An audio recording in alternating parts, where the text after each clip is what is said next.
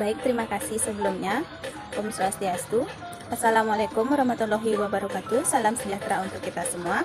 Yang saya hormati yaitu Bapak Iketut Sunarwijaya SEMSI selaku dosen pengampu mata kuliah akuntansi perbankan dan NPD. Baik, di sini kami akan membawakan materi mengenai kebijakan dan prinsip akuntansi clearing dan giro. Sebelumnya, kami dari kelompok 2 ingin memperkenalkan diri terlebih dahulu. Perkenalkan, nama saya Nika Dwi Praningsih dengan absen 20 serta rekan saya yaitu I Gusti Ayu Intan Purnamasari dengan absen 10.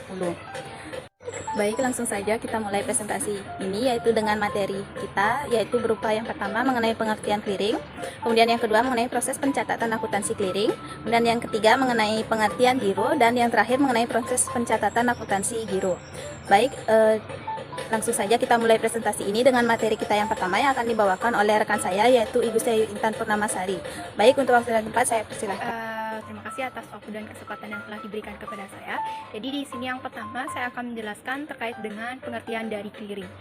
Nah, clearing merupakan suatu bentuk penyelesaian transaksi dan juga pembukuan dengan cara memindahkan saldo kepada pihak penerima. Adapun yang mengartikan bahwa clearing adalah pertukaran data keuangan elektronik antar bank yang perhitungannya diselesaikan pada waktu tertentu.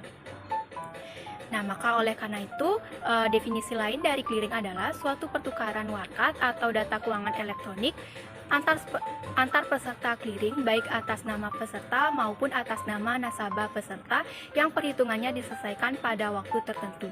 Selain itu, ada pun manfaat yang diberikan clearing dalam melakukan transaksi yang dilakukan baik untuk para pebisnis ataupun masyarakat. Yang pertama itu adalah layanan transfer dana yang cepat, yang kedua efisiensi dalam sistem pembayaran nasional, dan yang terakhir memberikan akomodasi kebutuhan nasabah untuk melakukan transaksi yang bernilai lebih besar baik secara individu maupun perusahaan.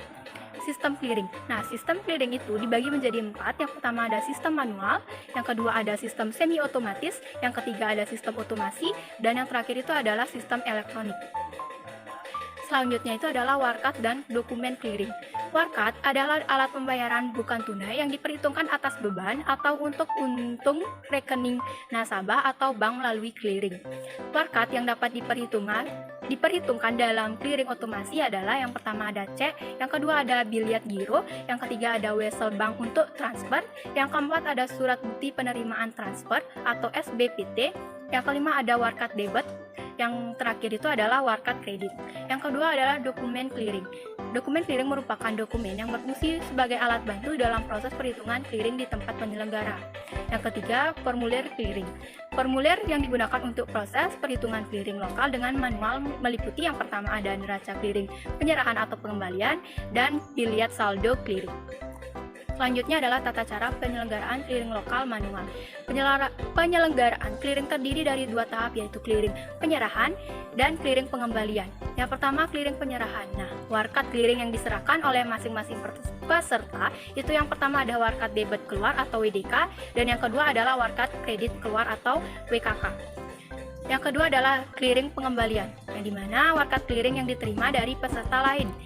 Yang pertama ada warkat debit masuk atau WDM, dan yang kedua warkat kredit masuk atau WKM. Adapun hubungan antara warkat debit keluar atau WDK dan warkat debit masuk atau WDM yang bisa dilihat pada slide PPT. Dan adapun hubungan antara warkat kredit keluar atau WKK dan warkat kredit masuk atau WKM itu juga bisa dilihat pada slide PPT. Selanjutnya itu adalah materi yang kedua itu adalah proses pencatatan akuntansi clearing. Transaksi-transaksinya itu adalah yang dimana transaksinya ini diselesaikan melalui clearing lokal. Peserta clearingnya adalah Bank Lipo, Bank Mega, dan Bank Niaga Jakarta. Yang dimana yang diminta itu adalah pertama pencatatan jurnal pada masing-masing peserta clearing, yang kedua neraca clearing pada masing-masing bank peserta clearing, dan yang terakhir neraca clearing yang perlu disajikan oleh Bank Indonesia selaku lembaga clearing. Baik, saya akan jelaskan mulai dari soal yang A. Bank Mega Jakarta telah menerima setoran dari Yahya berupa 2 buah cek Bank Lipo Jakarta sebesar 50 juta dan 30 juta. Cek ini merupakan warkat tagihan bagi Bank Mega Jakarta terhadap Bank Lipo Jakarta sehingga perlu dikliringkan melalui Bank Indonesia Jakarta. Pada clearing kedua atau pengembalian, Bank Lipo Jakarta menerima warkat bank sendiri yang ditarik oleh Danar Setiawan berupa cek dari peserta clearing yang dimana Bank Mega Jakarta. Warkat ini merupakan warkat debit masuk atau WDM karena Bank Lipo Jakarta harus mendebat rekening giro nasabah dari Dana Setiawan, yang mana rekening lawannya adalah mengkredit rekening giro dari Bank Indonesia. Pada soal B, Bank Mega Jakarta menerima amanat dari Erika untuk membebani rekening gironya melalui biliat giro sebesar 50 juta untuk keuntungan PAHMI nasabah Giro Bank Niaga Jakarta. Bank Niaga Jakarta melakukan pencatatan pada clearing kedua atau pengembalian karena biliat giro dari Erika sifatnya sudah pasti sehingga langsung melakukan pengkreditan pada rekening giro PAHMI dan pendebetan pada rekening giro Bank Indonesia, sehingga warkat ini merupakan warkat debit masuk atau WDM.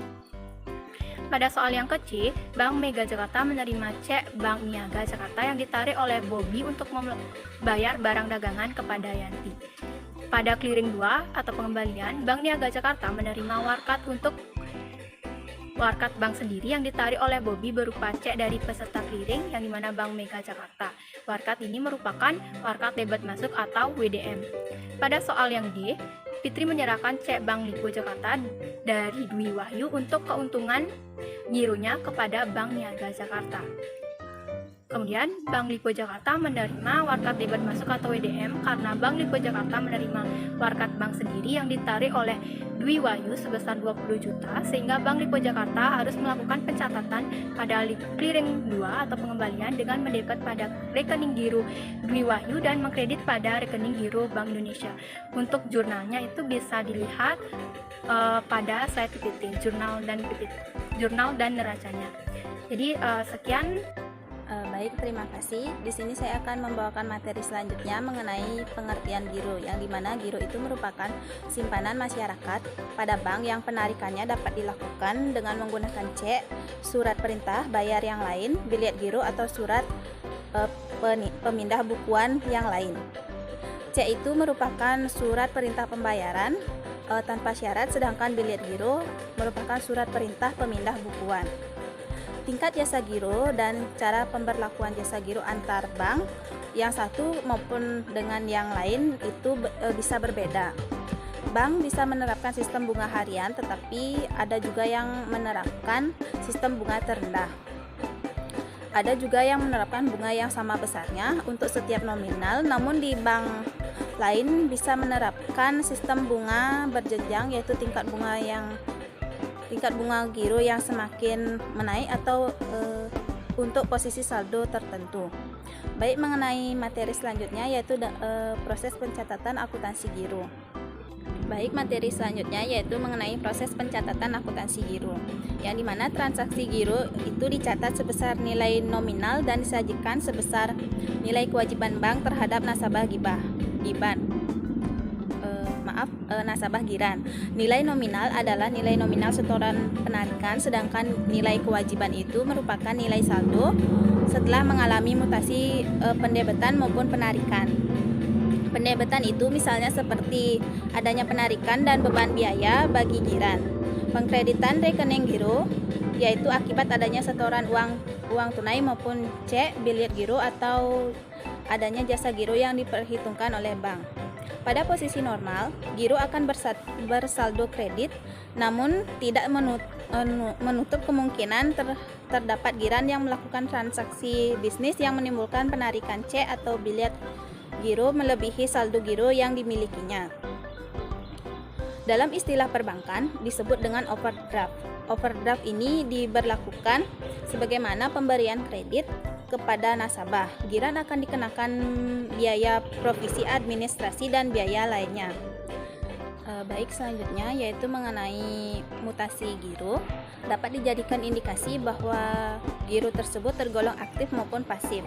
Giro dianggap pasif bila selama 6 bulan berturut-turut tidak mengalami mutasi dan bersaldo di bawah saldo minimal. Adapun contoh dari transaksi giro yaitu mengenai transaksi yaitu yang dilakukan oleh Nugroho nasabah Giro Bank Prima Yogyakarta selama bulan Mei 2013, yaitu pada tanggal 1 Mei dibuka rekening giro atas nama Nugroho dengan setoran perdana yaitu sebesar 3 juta rupiah secara tunai. Biaya penggantian barang cetakan berupa buku cek dan biliat giro sebesar 100.000 yang dibayar tunai. Kemudian Pada tanggal 5 Mei, yaitu Nugroho setor tunai untuk giro sebesar 1.500.000. Dan untuk tanggal-tanggal selanjutnya bisa kalian lihat pada slide PPT yang telah kami sediakan. Nah, pada Bank Prima menentukan jasa giro 4% yang diberikan dengan saldo minimal 1 juta. Jasa giro dihitung dari saldo akhir dalam bulan yang bersangkutan dengan PPh yaitu sebesar 15% dan biaya administrasi yaitu 50.000 setiap bulan. Nah, dari informasi tersebut, jurnal pembukuannya itu bisa kalian lihat pada slide PPT, yaitu di mana pada tanggal 1 Mei 2013 di mana rekeningnya yaitu berupa kas yang dimana di debit yaitu sebesar 3.100.000 dan kemudian giro Tuan Nugroho yaitu di kredit sebesar 3 juta dan barang cetakan buku C yaitu di kredit sebesar 100.000 dan jurnal pembukaan yang lainnya pada tanggal-tanggal selanjutnya bisa kalian lihat pada slide PPT yang telah kami sediakan. Baik, selanjutnya yaitu mengenai daftar mutasi giro atas nama Nugroho yang dimana tertanggal 1 Mei 2013 melakukan setor tunai yaitu berupa di kredit sebesar 3 juta dan saldonya pun 3 juta. Kemudian pada tanggal 5 Mei melakukan setor tunai dengan di kredit sebesar 1.500.000 sedangkan saldonya yaitu 4.500.000. Baik, untuk tanggal-tanggal selanjutnya bisa kalian lihat pada slide PPT. Kemudian apabila pada tanggal 6 Juni 2013 terjadi penarikan giro oleh Nugroho sebesar 4 juta, tetapi karena dana di rekening giro Nugroho tidak mencukupi, maka pihak bank tersebut akan melakukan kredit berupa overdraft. Nah, bila overdraft itu disetujui, maka bank akan mengizinkan giro bersaldo negatif atau debit dan Nugroho dikenai biaya provisi sebesar 100.000 dan biaya administrasi yaitu 75.000. Maka jurnalnya itu yaitu bisa kalian lihat pada slide PPT yang sudah kami sediakan. Baik, selanjutnya yaitu mengenai mutasi giro Nugroho setelah pemberian kredit oleh bank, yaitu bisa kalian pada slide PPT yang dimana pada tanggal 1 Mei 2013 melakukan setor tunai dengan dikredit sebesar 3 juta dan saldonya pun 3 juta. Kemudian selanjutnya pada tanggal 5 Mei melakukan setor tunai dengan dikredit sebesar 1.500.000 dan saldonya berupa dan saldonya sebesar 4.500.000 sampai dengan tanggal 6 Juni di mana melakukan overdraft yaitu sebesar 2.345.183,33 di kredit sedangkan saldonya menjadi 4 juta. Kemudian melakukan penarikan tunai sebesar 4 juta. Baik, sekian materi yang dapat kami sampaikan. Mohon maaf jika ada kesalahan maupun kekurangan materi yang kami sampaikan. Akhir kata kami ucapkan terima kasih dan para mesanti Om, Santi Santi Santi Om. Terima kasih.